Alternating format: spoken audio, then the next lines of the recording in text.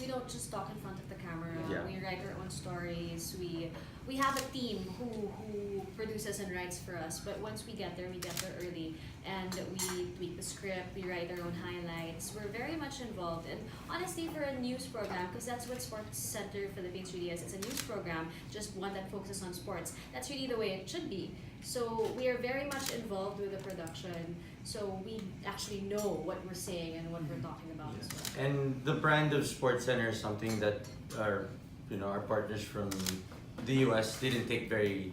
They didn't just say, okay, you guys are Sports Center, then handle it. Me and Leah actually went straight to the States. We were there for a week. We had intensive training with all of them. They told us how everything works, and then so when we came back here, we had to make sure that the production team had the same idea. It was a thought process. After every show, we meet and we discuss, okay, how can we make this better? What did we do wrong? We stay up until the wee hours of the morning, wake up very early to watch the US sports and all of that. It's really a big process of trying to make sure that we have the best sports news available on in TV. other words, they're not just news readers. No. They're the ones who write the story. We write everything. So pag may palpak doon, sila talaga We make sure. For a 9:30 airing, they have to be in the office at 2.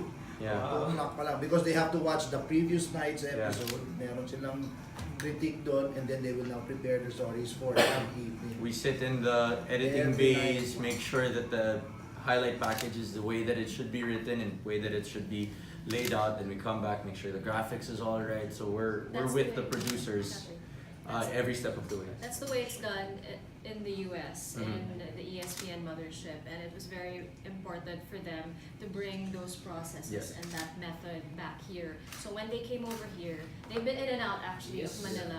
They really trained the graphic artists. Yes, they were sitting upstairs the with every graphic writers. artist. They were very, very involved, and we were so grateful for all of them because they were very generous with their knowledge and their expertise. So this is really a partnership that we honestly really hope it goes to this. Speaking of a story, I think the perfect Sports Center story is Mr. Aaron Ataides' Sports Center story.